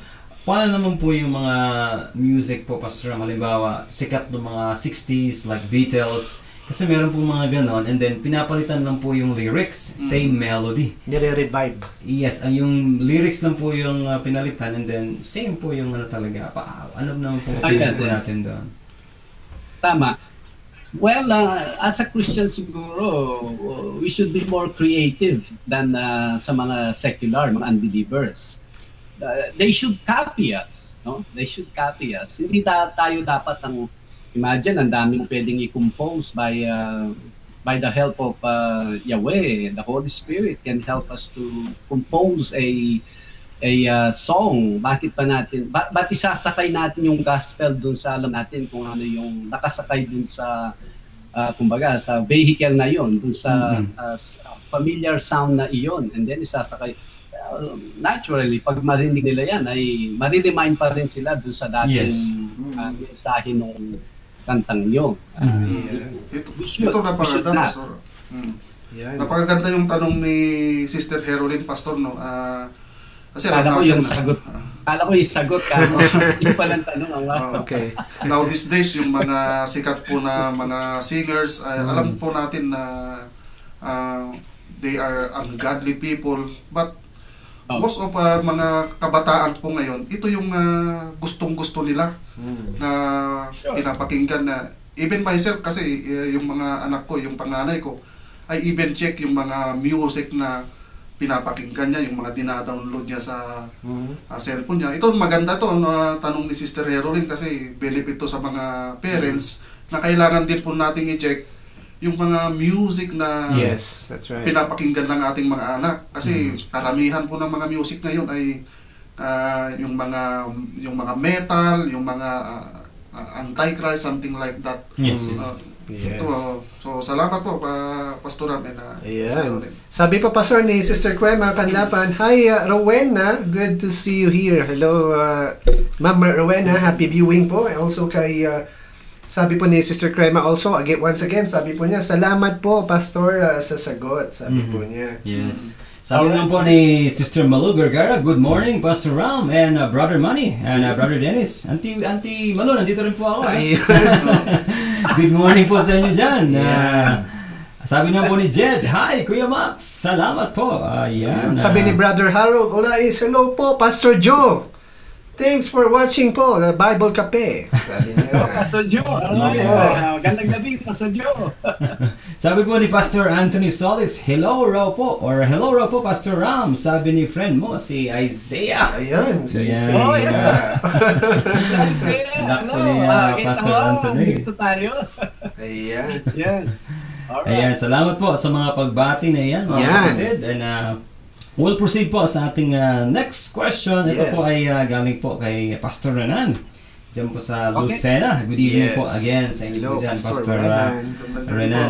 Brother Manny, do you have the question na pinadala po sa atin? Opo. Alright, Brother sige Randy. nga, Papa. Could you please read po, Brother Manny, ang katanungan po na ito? Pastor Ram, ito po yung katanungan ni Pastor Renan Mangunon. Opo.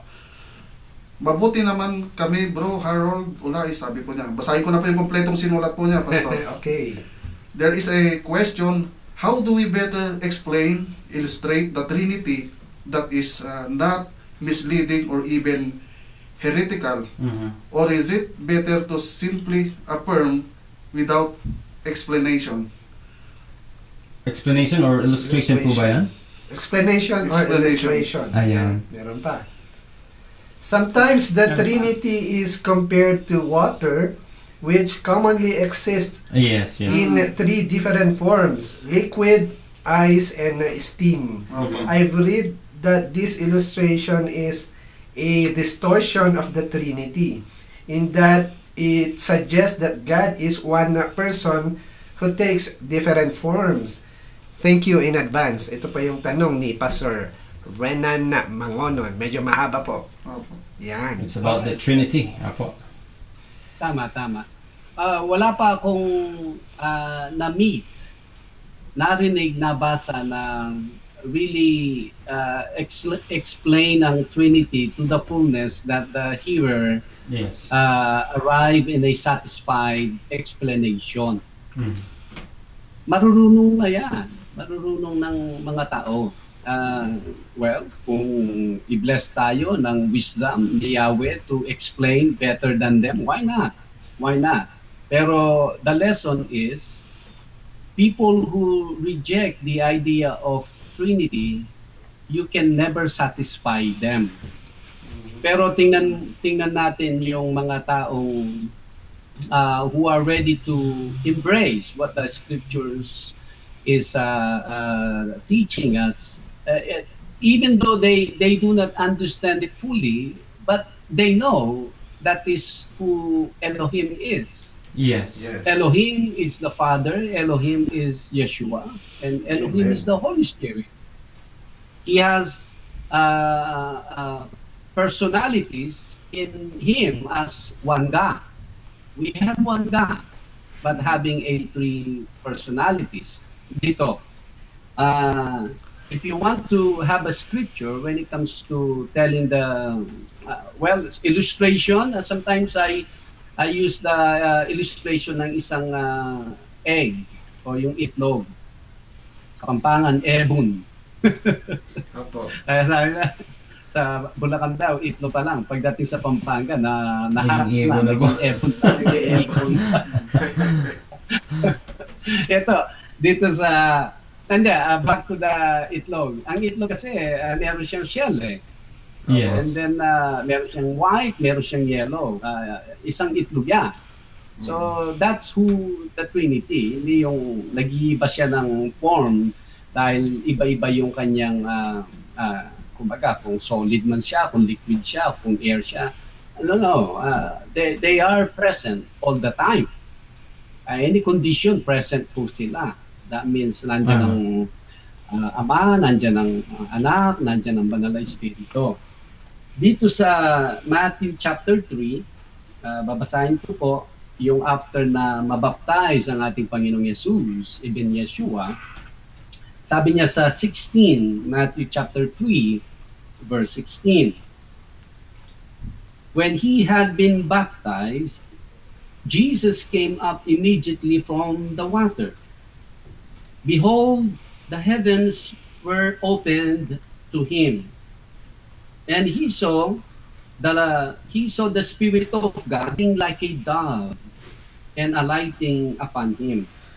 17, and suddenly a voice came from heaven saying, "This is my beloved Son, in whom I am well pleased." Ito pong tatlong persona involved sa dalawang verses na ito. We know who our Adonai Yeshua, even Lord Jesus, we know who He is. He is the Son of God, and in Him there is a deity in Him, pagka-Diyos niya, yet dwelling in a human flesh. So alam natin, Diyos siya. Now, alam din natin, ang Holy Spirit ay equally ranked with our Adonai Yeshua.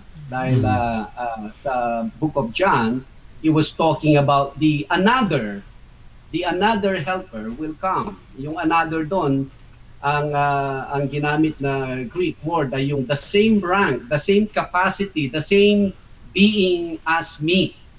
Ayan, another. That means nandun ang pagka-Diyos ng banal na Espiritu. Oh, much more, the Father. The Father spoke in verse 17. So makikita natin yung involvement ng Trinity dito sa Matthew chapter 3 verses 16 and 17. Now yung mga believers, even though they will not comprehend it fully, and yet ang heart nila is into receiving the truth, little by little, little by little. Can you really explain God?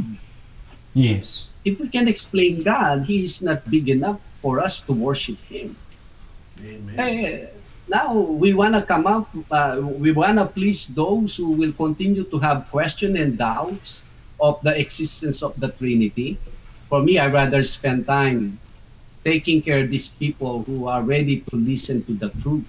Because there are other groups na they will continue to insist and to argue and debate that Trinity is do not really exist.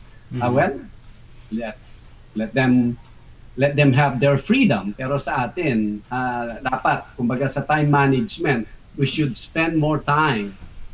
Of course, there are times that we reason and we answer them, pero we should spend majority of our time, our effort, our energy to these people who are ready to listen the truth, and then so we can guide them, we can bring them to the kingdom of God.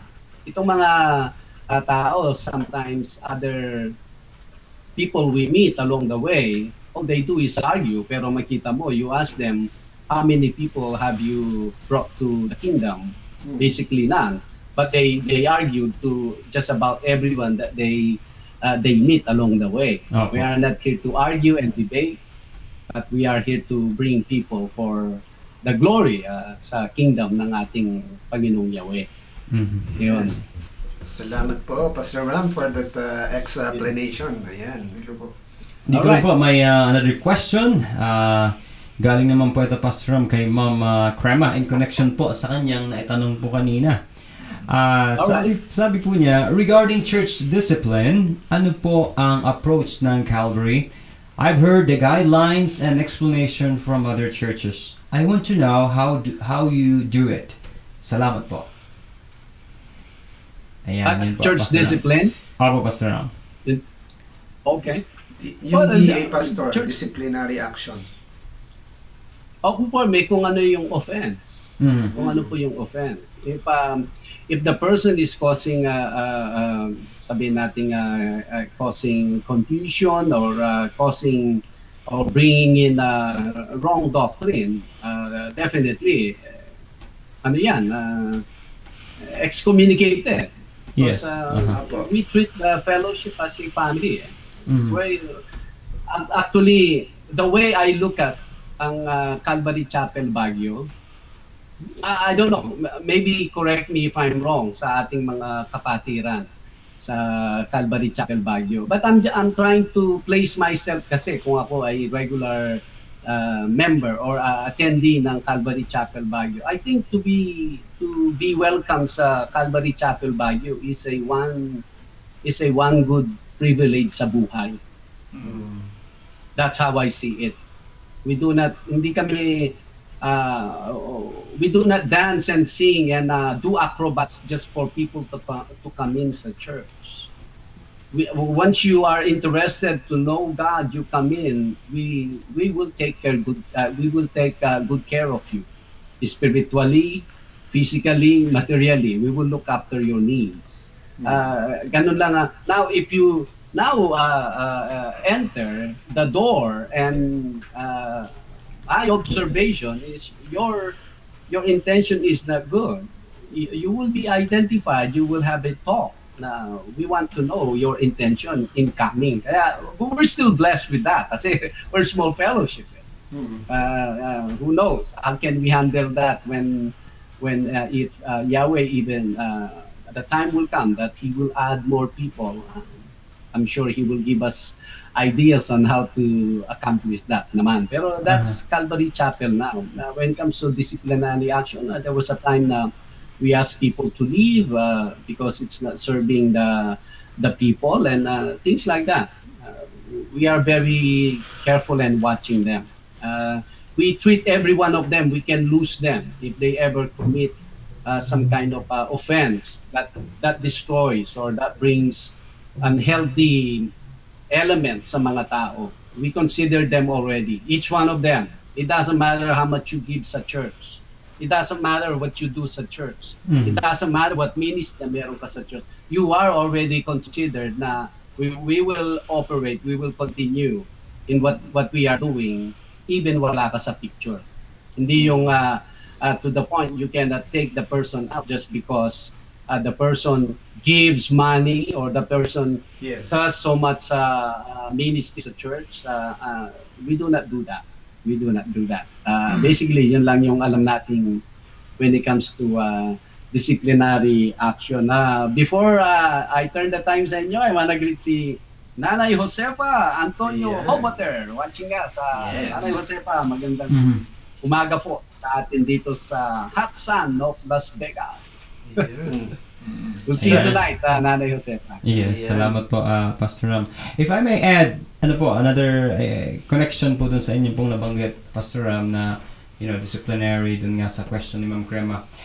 Paano naman po, Pastor Ram, for example, yung isang, kamanggagawa and committed, for example, adultery, involved in the ministry, and this person, committed adultery. Kasi sa ibang, I heard, sa iba pong mga denomination ay hindi na po nila inaalaw na, maging kabahagi po ulit sa gawain. Okay. So, paano naman po, ano naman pong perspective niyo po doon, Pastor Ram? Yeah. Well, ang dyan, yung case to case yan eh. It's always good to talk to the person and then by talking to the person naman, makikita natin yung where the person is. Hindi naman yung ika-cut dry mo yan. Dapat 2 years kang hindi nag-serve o dapat 5 years or whatever that term, yung length of time na dapat hindi ma-involve sa ministry. What if the person is totally changed by the time you speak to him? We do not know. That's why in every council naman we ask for the guidance ng banal na espiritu. Kasi ang alam ko, the person will be ready soon to serve. Kung for one is ayaw na niyang mag-serve. Pangalawa is really devastated sa nagawa niyang kasalanan. That's a sign. That's a sign. Hindi yung, please give me another chance. That's gonna take a long time before you flag that person against a ministry. Hindi pa ready yan. It's, hindi mo pa natatanaw kung kung kailan mo siya i-restore. I believe the Holy Spirit will give us guidance when. If not, we can ask our fellow ministers, what do you do with it? Mga bagay na gano'n. Just to hear ang opinion, or maybe mga more experienced, mga more older ministers, they can counsel to us. Hopefully, hindi yung darating sa atin. But when that time comes, I know Yahweh will also bring us people or council to take care of the matter. Yeah. Yeah. We have about Maraming 5 salamat minutes po, po Pastor. sa ating episode. Yes. Any other Ayan. question natin dyan? Ayan. Anything, Brother Dennis, Brother Manny, na katanungan or clarification po dito sa ating mga pag-usapan? Actually, Pastor, that would be our last question for tonight. Kung wala pa pong pahabol na questions Yeah. dito sa ating mga kasama. Alright. Well, anyway, we would like to thank you all sa mga kapatiran po natin, kaibigan who join us sa buong programa natin or time Opo. na tayo po ay nag-usap, we presented the Word of God, even yung mga kasagutan po sa inyong katanungan. We appreciate dun sa mga kapatiran po, especially na nagpadala ng kanilang mga katanungan, and hoping that Adonai willing, tomorrow po ay sundan niyo po nawa ang ating Yes. episode at patuloy niyo nawa itong samahan, and at the same time ay i-share po natin po sa ating mga kaibigan, sa ating mga Facebook walls. In that way ay na-fulfill natin somehow yung mission na iniwan sa atin ng ating Panginoong Yeshua. And si Brother Andy po ito, minsan pa nagpapasalamat po and reminding us all that man shall not live by bread alone, but by every word that comes out from the mouth of Yahweh. Ayan. I also want to thank our technical side po dito, sina Sir Oliver, Sir Tony, at saka si Yeah. Sir Teo, including kay Alright. Sir Kamaong Acero, Sir Sir Errol. Errol, that Ayan, kami, yeah. be part of spreading the good news by continuing sharing the link ng Bible Cafe, even the page po ng Leader News Philippines. And i-share niyo po ito as many friends, loved ones, and even sa buong part po ng mundo na mga kakilala nyo, kindly share it po, itong programa po ng Bible Cafe. And thank you po for patiently being with us sa whole running po ng programang Bible Cafe. Once again, ay nagpapasalamat po kami sa inyong lahat, and may the Lord bless us all. Brother Manny din po ito na nagpapasalamat sa inyong panunood at pakikinig sa in-explain ni Pastor Ram sa salita ng Diyos na aming tinakil dito sa programang ito. At nawa ay na-bless kayo at nawa ito humaplos sa inyong buhay. At even back then ay ako rin ay nakaparinig ng mensahe ng Diyos at ito rin ang nabago ng aking buhay at tumalikod sa kasalanan. So maraming salamat po sa inyong sa aking mga friends sa Facebook na nanood at nakinig. Salamat po, even Pastor Ram, salamat po that you're always there for us. And sa mga kapatiran, Brother Andy, Yes. Brother Dennis, Yes. salamat sa buhay po ninyo. Maraming salamat po. Alright. Salamat, Brother Manny, at nandyan ka. Parang ayaw mo na akong umuwi. At sabi mo, salamat at nandyan ka. Opo. Anyways, Brother Manny, salamat sa pag-guest mo dyan. Salamat din sa contribute mo. Please give my regards kay Sis Marisol at sa mga daughters, beautiful daughters mo. Thank you, And, Pastor. ingat mamaya. Nag-tour ka ba? Papunta dyan? Nagmotor, Pastor. Ayun, okay. Ingat lang. So hindi na naulan dyan sa Baguio, no? Ambon, Pastor. Yes. Kanina po, nung we're on our way po, Pastor, medyo umulan po siya. But I think ngayon wala na po. Ayun, okay. Sige. Well, we have 2 questions that's sa kinin, but we will entertain them tomorrow, Opo. as you already said your parting words. One is from Sister Rosana. Sister Rosana will answer that. Ang ganda ng tanong mo actually. At also itong tinatanong ni Sister Cory. Ni Sister Cory. Well, I mean, pati pala si Sister Cami may tanong din. Si Cory Guevara Olado. Yan ang hindi ko sa Olado, yung apelyido. At least ngayon alam ko na. Yeah. Cory Olado, wife ni Brother Randy. Please say hi kay Brother Randy, and we'll see you tomorrow. Meron tayong usapan, commitment bukas.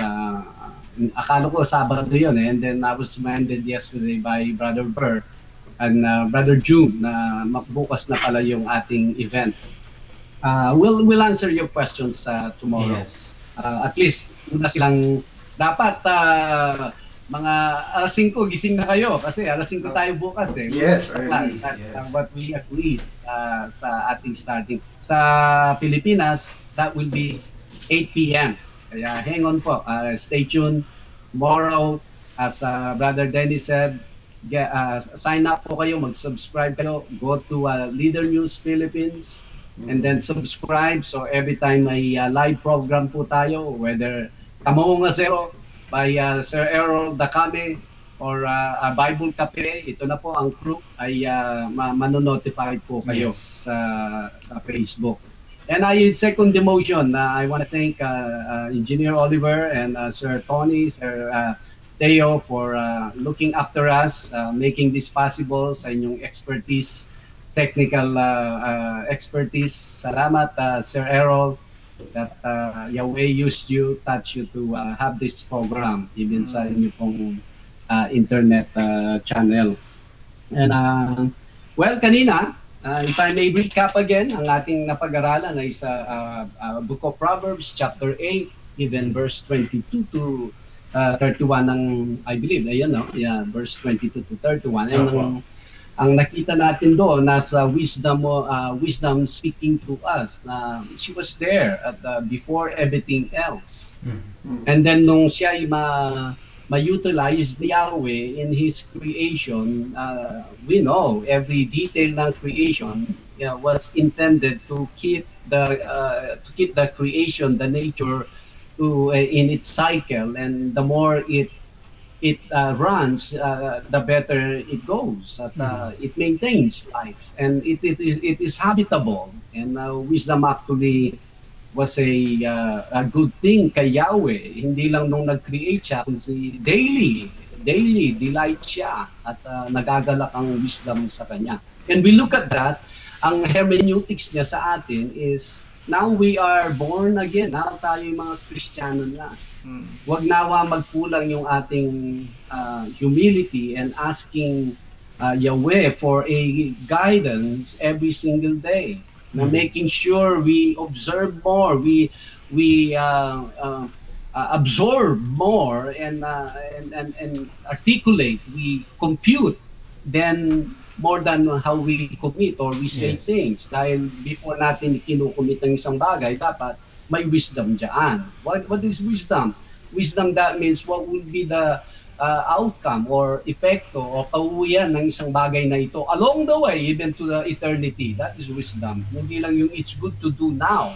Yes. It's advantageous to have now, kundi yung what will be the end result of this. So, yun na po, kailangan natin ng wisdom every single day. How do we know that we possess wisdom? Look, people are benefiting sa nako-contribute mo sa buhay na ito. Whether ikaw ay isang generous na tao or whether ikaw ay Amen. minister to people. Imagine how many people came to know Yahweh, Yeshua as their personal Savior through your life. So sa gawa mo, may nabubuhay na mga tao. That is wisdom. That is wise. At nawa, we will not desire and pursue any other path, direction, lalo na po tayong mga Kristiyano. Hindi lang yan, matutuwa ang wisdom sa atin. We will become so, ang wisdom will be so close sa atin. We will be so familiar sa kanyang kaparaanan. Someday, we will become a wise person. Maybe not as wise as King Solomon, but hey, we can use ang every guide, every counsel ng wisdom sa buhay na ito, because everything is uncertain kasi dito eh. Tomorrow, we don't know what's tomorrow. Yes. And how can we let go of our dependence sa ating Panginoong Yahweh? Kung bukas lang, o kaya mamaya lang, 1 hour from now, we don't know what's gonna be.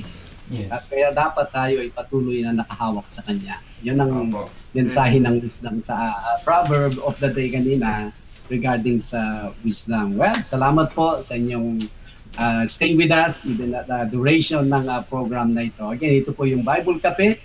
Nanawa, you will not only enjoy this, but you tell people, ilagay sa inyong Facebook page, share it to your friends, and Yes. tell more people about this program.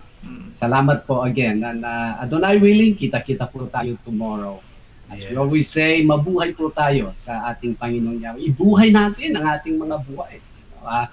Madali lang po ito. We're just passing by. Buhay natin yung nakapagbigay tayo ng lugod sa Kanya, kalwalhatian, kapurihan sa Kanyang pangalan na truly tama yung tayo ay He gave us, He made us experience itong buhay na ito. And yet, this is the time through the finished work ng ating Panginoong Jesus, even Yeshua, now we can bring all kinds of fruits sa Kanya, sa buhay na ito. That's why, mabuhay tayo sa Kanyang pangalan. And again, everyone, I say, Shalom. Shalom. Shalom.